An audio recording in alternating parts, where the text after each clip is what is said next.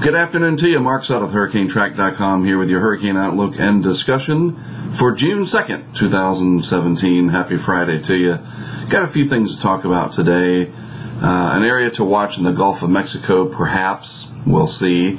And I want to go over the UK Met forecast. I didn't get a chance to show the graphic that they put out.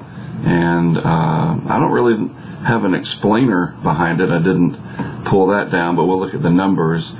I don't have the reasoning behind why their forecast is what it is, but we'll take a look at the graphic nonetheless, and a couple of items of interest. So let's get rid of me. There's the new background graphic, the title card, Hurricane Outlook and Discussion. All right, here we go. So the National Hurricane Center homepage here showing nothing over the next 2 days, and if we click on the 5-day, it's the same thing. So nothing out there that's showing up on their radar, so to speak, no pun intended. And if we look at the satellite picture, the area that, what we talk about in sort of the hurricane blogosphere, that's what I call it, people chatting about it on social media, on message boards, on Facebook, and elsewhere. We've been watching this area right here, okay? And this is the leftovers of Beatriz from the eastern Pacific that made landfall yesterday, last night, brought a lot of rainfall to that region.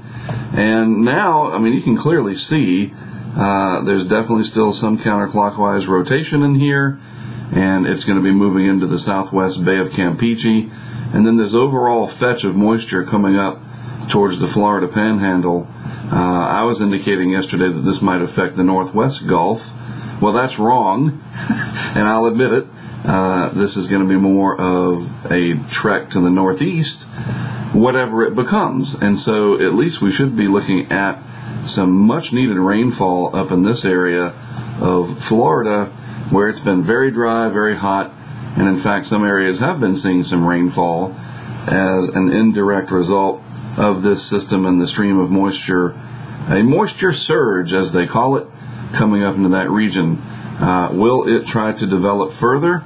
Well, this is from WSI. Michael Beatriz posted this earlier today on Twitter, and the Calibrated Euro Ensemble Prediction Center. And of course, this is showing a subtropical cyclone risk. It's hard to highlight that the way I want to with this new mouse that I have. We'll highlight it in red there. So subtropical, meaning that it's got some features of tropical, some of a mid-latitude storm. Nevertheless, it's starting to get picked up now in some of the ensemble members, enough so that the density is getting up to where, what is that, about 30% there? Man, this is a tough mouse. Let's even just draw an arrow. Yeah, there we go. That works really well. 30%, so again, it's just something to keep an eye on. The main benefit would certainly be heavy rain, and beyond that, we'll just see what happens. The upper level winds are not favorable in this area right now, and you can see this is where it's located over here. There's Florida right there, all right, Gulf of Mexico coast, etc. And the upper level winds are just blowing too hard across this region. They are somewhat divergent in that they are spreading out just a little bit. In other words, these winds are going this way, and these are going just a little bit more that way. They're not parallel. And what does that mean? Well, the air is able to spread out just a little bit. It's not the strongest upper level shear like you would see in January, for example, but it's nowhere near ideal either. So whatever this is, if it tries to develop a low pressure area, would be sheared and fairly weak. But again, it's something to keep an eye on. And I'll emphasize one more time that you guys in the Florida Peninsula area, this could be a big benefit to you. So we'll see what happens. Also, on the sort of side of this not developing is the Madden-Julian oscillation. Right now it's in phase 4 over here, and that's typically not an area that favors this part of the world significantly, but the GFS pretty enthusiastic about this propagating over into phase 1, which typically is favorable over the next couple of weeks. So that could be interesting. and the European is similar. At least it's not completely divergent from what the GFS shows. It's just not quite as enthusiastic, but it does come across sort of our null region here, meaning basically no MJO activity anywhere. Then it's predicting with all of its little members here. And you can see the envelope, the outline of that here in the gray area, right? Heading into maybe phases 1 and 2. So within the next 10 to 15 days, this part of the world here might just be more favorable somewhere, in this region, somewhere around here, could get favorable. So we'll see.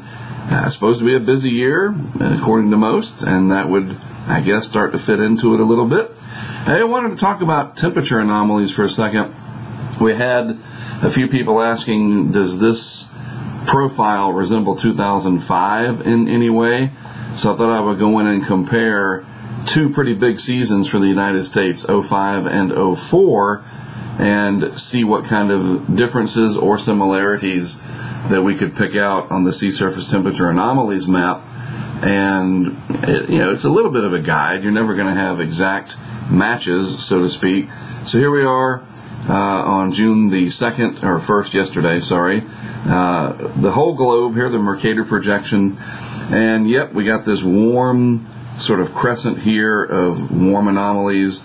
Look at the Pacific, not very warm in the equatorial region, the ENSO area.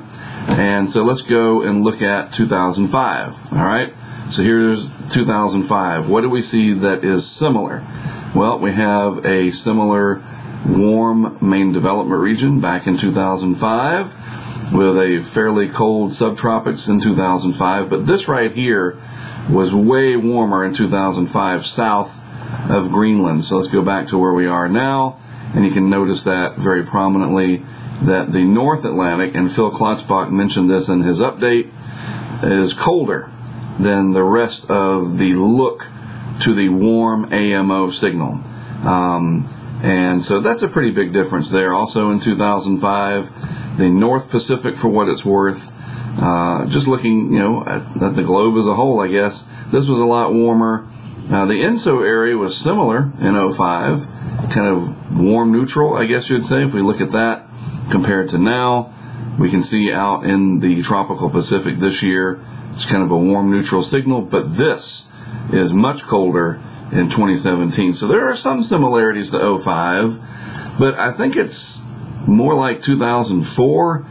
But even this is somewhat of a stretch. 2004, we had a warm neutral area and growing sort of what they call the Madoki El Nino, where the heat was centered more in the central to western Pacific than the traditional El Nino, where the warm water comes off the equator and fills in sort of like that.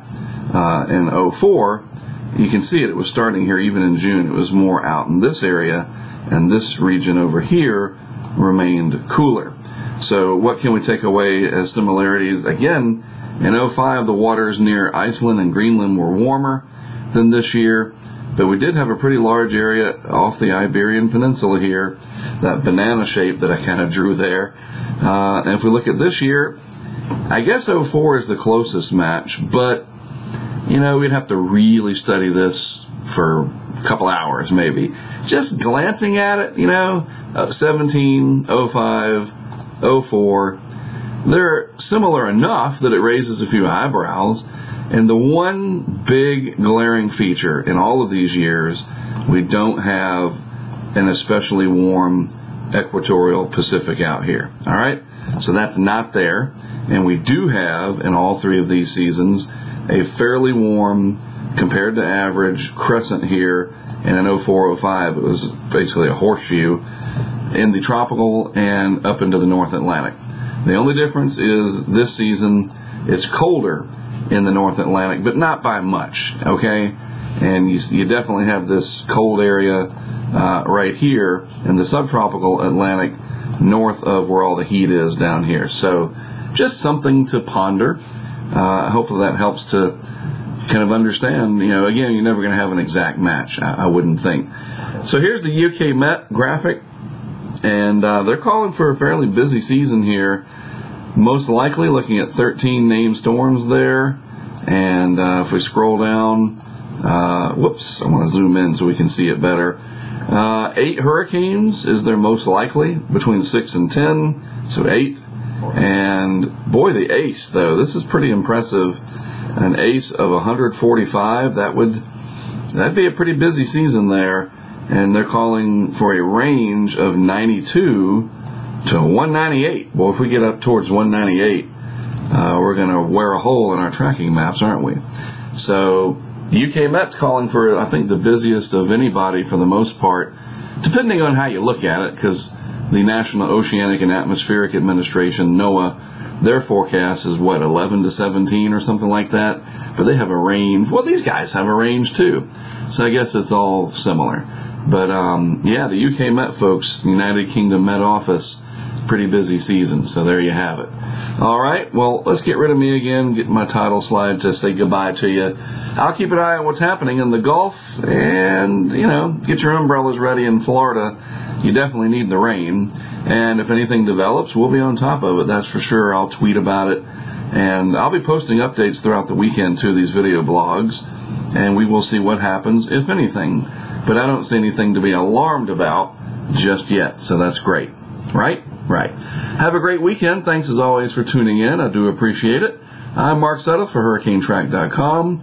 I'll be back over the weekend.